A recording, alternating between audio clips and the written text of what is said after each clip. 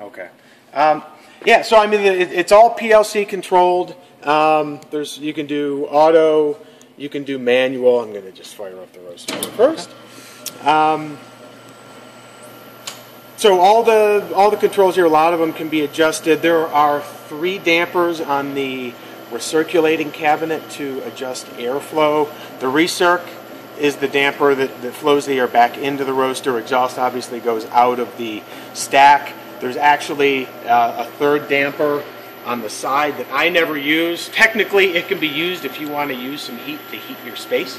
You can open the damper and blow stuff into your space, but considering it's natural gas, I don't really want to be pumping natural gas burned air into my space. So usually you run it mostly on recirculating. So the exhaust damper open a little bit. I usually run it 100% recirculating, 15 exhaust. That creates the good airflow, so there's not a whole lot going out the stack. In terms of manual control, obviously you can set the temp inside the roaster, burner valve, fan speed. I usually run at 70% on the fan speed. It's a pretty powerful fan, so 100% is usually too much even at full power on the burner. These are all different temperature probes. Obviously the main bean temp probe, cyclone probe for the chafe collector. Air temp is the air coming out of the roaster. And the catalyst in, catalyst out, those are just temperatures inside the catalyst in the recirculating cabinet to know how hot that is. So basically there is a set temperature that the recirculating cabinet will get to reheat the air before it puts it back into the roaster, and these will slowly go up. I usually have it at 600. It's usually recommended at 500 or 550 or 600 degrees.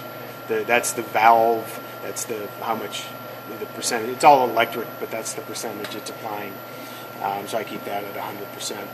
Obviously the stir and the cooling fan for the cooling tray, and then the drum door, the auto open.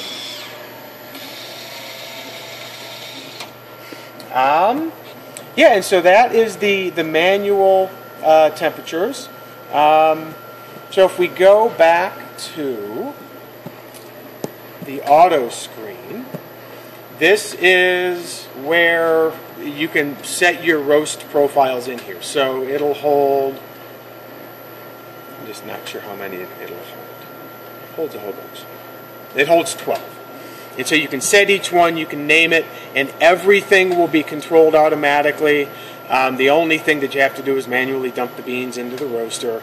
And I'll go through, after we roast, I'll go through how you get into the admin screen to change all that.